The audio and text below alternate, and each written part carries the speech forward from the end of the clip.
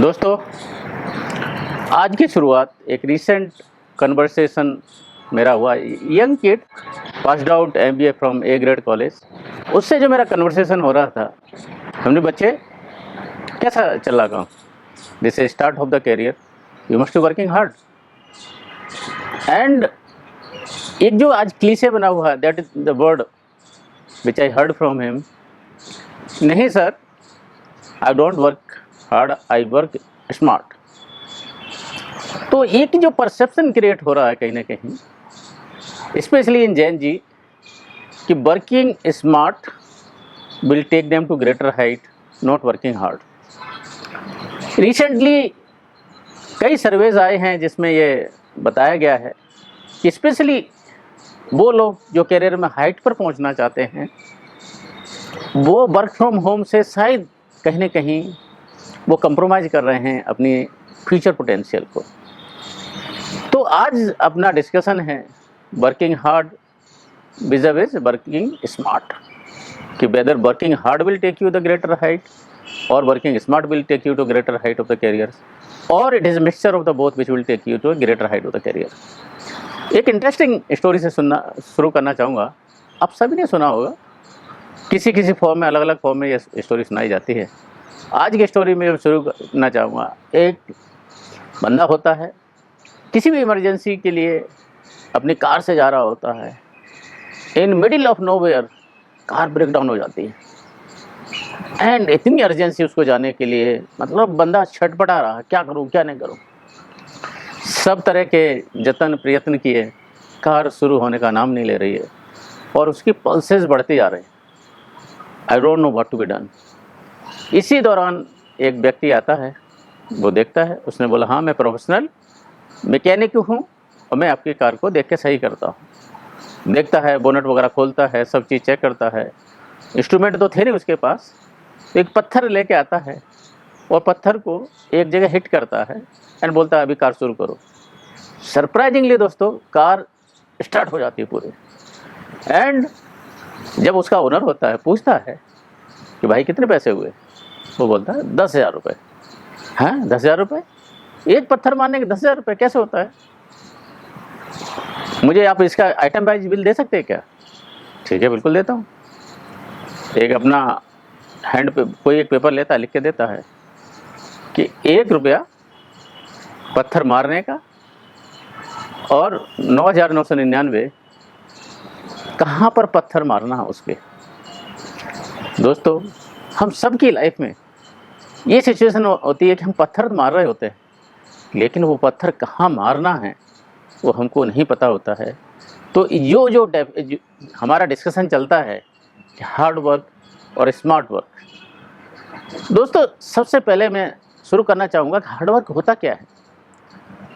Is it working foolishly, that is hard work. कि जैसे वो सिसोफस की तरह दिन भर पत्थर लेके जाता है पहाड़ के ऊपर और नीचे शाम होते होते नीचे गिर जाता है। Means we are just working without consolidating our progress, मतलब काम कर रहे हैं। If that is the hard work, I say it is dumb work, it is not hard work. And if you think you will become smart by not working hard, that is also a wrong premise to start with. किसी भी प्रक्रिया में हमको अगर smart बनना है तो उससे पहले हार्ड वर्क से गुजरना ही होगा। हार्ड वर्क की जो डेफिनेशन मैं सोचता हूँ कि ऐसा कोई कार्य जो क्रिटिकल है, इम्पोर्टेंट है और हम डिस्कम्फर्ट, डिसप्लेजर, अनप्लेजेंट होने के बावजूद भी उस काम को करते हैं, दैट इज़ हार्ड वर्क। जो हमारे को डे टू डे इम्प्रूव कराता है, दैट इज़ हार्ड वर्क। जो हमारे को अपने गोल की तरफ लेके जाता है, वो हार्ड वर्क होता है। दोस्तों, जब हम स्मार्ट वर्क की बात करते हैं तो उस हार्ड वर्क कहीं ना कहीं उसके साथ कम्प्लीमेंट्री होता है।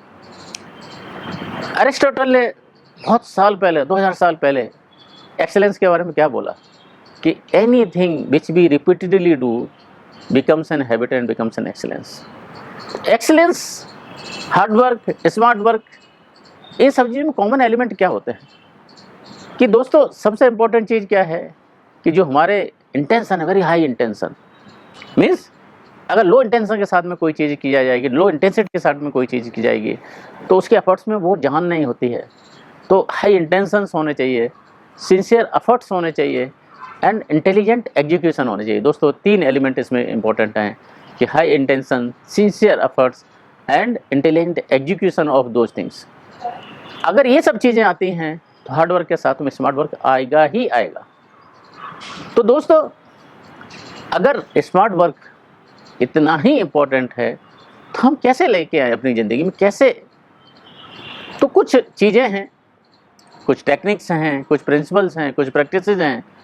अगर हम इसको अपनी ज़िंदगी में लेके आते हैं, we can have smart work in our life and उससे होगा क्या, लीवरेजिंग ऑफ एफर्ट्स रहता है। फिजिक्स में हम पढ़ते हैं ना, लीवरेजिंग ऑफ एफर्ट्स। तो अगर हम किसी काम को करते हैं, लीवर को जब हम यूज़ करते हैं तो हमारे एफर्ट्स होते हैं, रिजल्ट्स होते हैं, फोर्स मल्टीप्लायर का काम करते हैं कि we are able to gain more, attain more with lesser efforts, with minimal efforts, with optimal efforts. ये जब सिचुएशन अगर हमें लेने के आनी है तो सबसे पहले क्या होना चाहिए दोस्तों? सबसे पहले जो हम एक बात करते हैं, setting up smart goals. Acronym smart, SMART, smart. क्या होना चाहिए कि S for stands for specific, M stands for measurable, A stands for attainable, R stands for relevant, T stands for time limits और टाइम जोन्स। अगर हम किसी चीज़ को अचीव करना चाहते हैं तो चीज़ें बहुत स्पेसिफिक होना चाहिए। If I want to lose 10 kg weight, specific होना चाहिए। ऐसा नहीं कि मुझे वेट लूज करना है। और दोस्तों ये बहुत क्लियर कट रिसर्च में पाया गया है कि गोल्स जितने स्पेसिफिक होंगे उतनी ही अचीवमेंट के रेशियो होते हैं, हाई हो जाते हैं। तो स्पेसिफिक गोल्स होने चाहिए। दूसरा M stands for measurable. Peter Drucker का एक बहुत खूबसूरत स्टेटमेंट है कि what gets measured gets managed, जिसको हम कॉलिकल लैंग्वेज में, अपनी डे टू डे लैंग्वेज में बोलते हैं what gets measured gets done. किसी चीज़ को दोस्तों अगर हम मेजर ही नहीं कर पाएंगे तो हमको पता कैसे चलेगा कि हमने इसको अटेन कर सकते हैं नहीं कर सकते। फॉर एग्जांपल हमने बोला 10 किलो वेट हम लूज करेंगे, लेकिन पर मेरे पास तो वेइंग स्केल ही नहीं है। अगर वेइंग स्केल ही नहीं है तो हम 10 kg हमने लूज किया, 15 किया, 8 किया, कैसे पता चलेगा? सो मेजरेबल होना चाहिए दोस्तों। तीसरी जब बात करते हैं, एक्शनेबल होना चाहिए। मतलब ऐसी चीज़ें हैं जिसको केवल आइडियलिस्टिक नहीं है, इसके ऊपर काम किया जा सकता है और इसको अचीव किया जा सकता है। नेक्स्ट जो आती है, रिलेवेंट होना चाहिए। जब हमने बात की थी इसमें 7 habits of highly effective people में क्या है, लीनिंग अगेंस्ट रॉन्ग वॉल। अगर हमारी लेडर है गलत दीवार के अगेंस्ट में लीन कर रही है तो जब तक हम टॉप पर पहुंचेंगे पता चलेगा हम तो और कहीं आ गए दोस्तों। तो जो भी गोल सेट कर रहे हैं हमारे लिए रिलेवेंट हैं कि जस्ट किसी भी सीढ़ी पे चढ़ रहे हैं, किसी भी दिशा में जा रहे हैं। तो मैं हमेशा बोलता हूं कि किसी भी प्रयत्न की दिशा और दशा दोनों इम्पोर्टेंट है।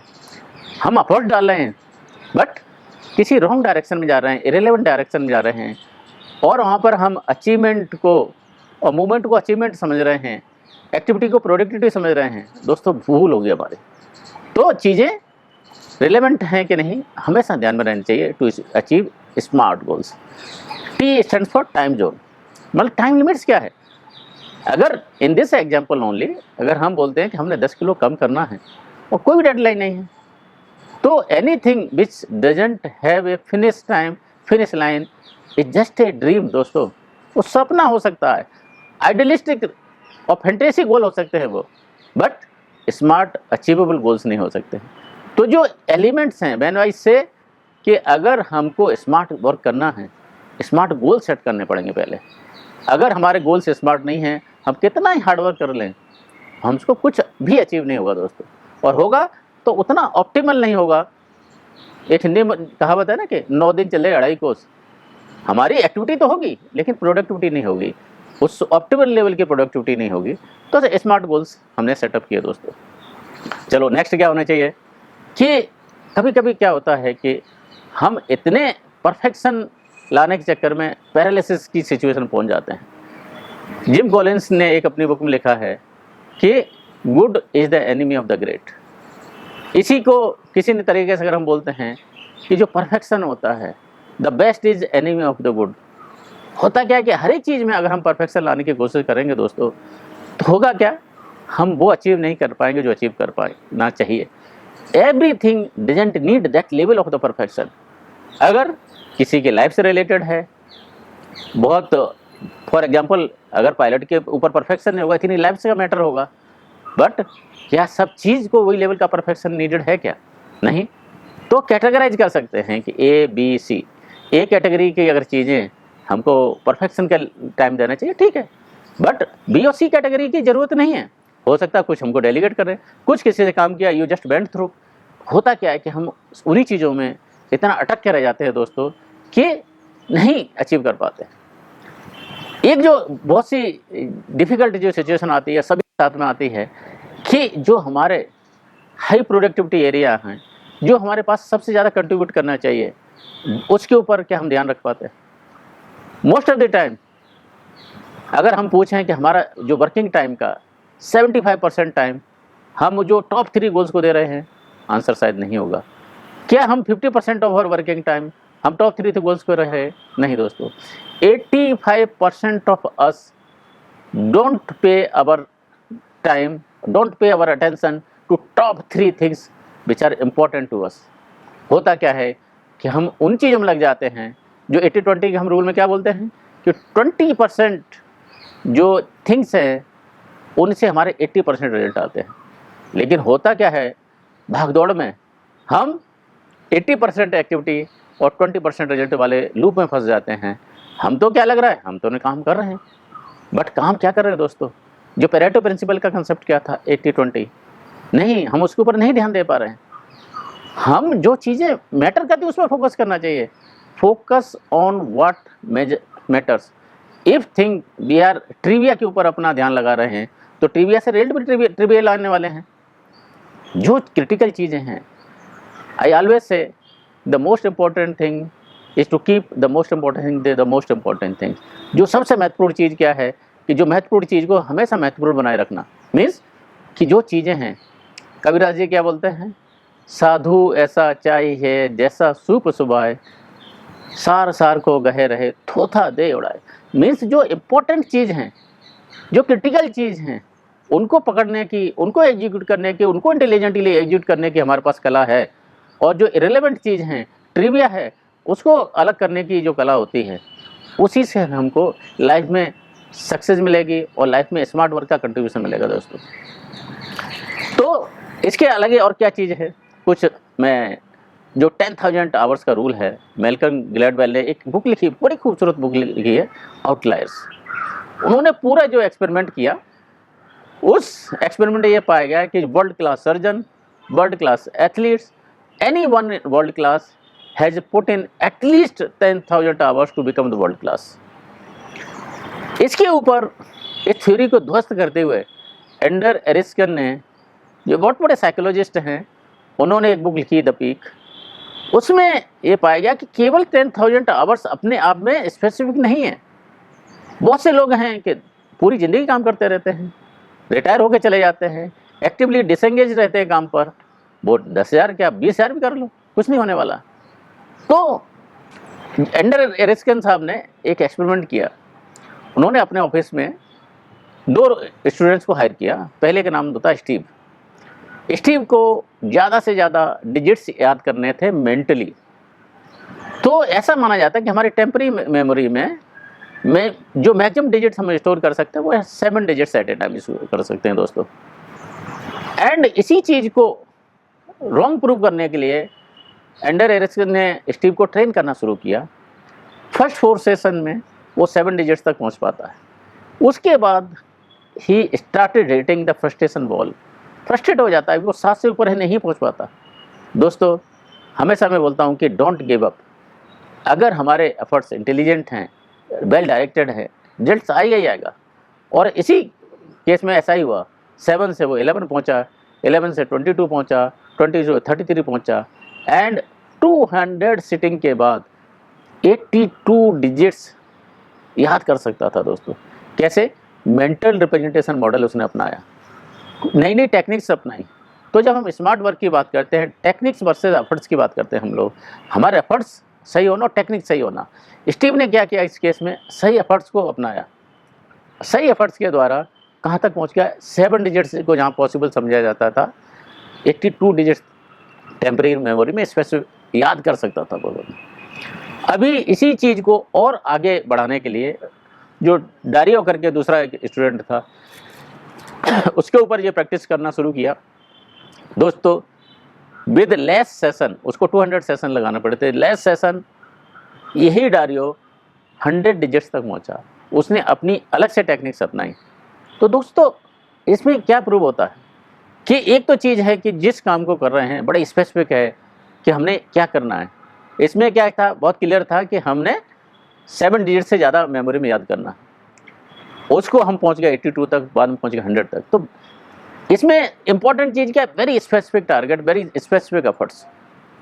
दूसरी चीज़ क्या होती है कि हाई एंड इंटेंस एफर्ट्स जो डिस्ट्रैक्शन से फ्री हैं, जो डीप वर्क की हम बात करते हैं, रेयर एंड वैल्यूएबल की बात करते हैं, इंडिस्ट्रक्टेबल होने की बात करते हैं।